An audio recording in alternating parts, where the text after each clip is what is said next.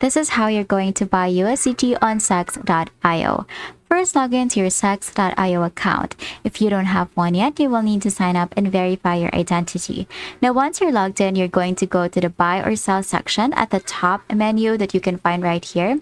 And then you're just going to click on instant buy. Now, you will see different cryptocurrencies available from here. You can select USDT or Tether as the coin that you want to buy. So you're just going to click on this you receive section and then click on USDT. And then next is you're going to choose the currency that you will be paying with, such as USD, Euro, or your local option. And then you're going to enter the amount.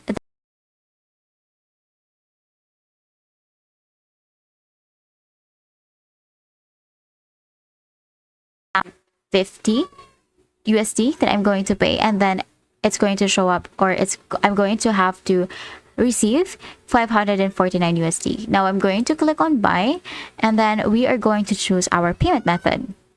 CEX allows debit or credit cards, bank transfers, or even balance from your CEX.io wallet. So you're going to select the asset that you want to withdraw. So for this one, we selected USDT, and then we're going to select the payment method. So some of these available are you can add your deposit address right here, add Apple Pay, Google Pay, credit or debit card, and then alternative method. So for example, we want to use your credit or debit card. Going to click on that, and we're just going to add our card number, expiration date, and account title, which is optional. And then you can toggle this on if this card is actually trusted, and then you're going to click on add card to add that payment method.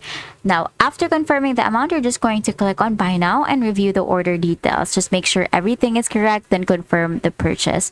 Now, once processed, your new USDT will appear in your CEX.io instantly or within a few minutes depending on the payment method. And that's it. That is how you buy USDT on CEX.io. If you found this video helpful,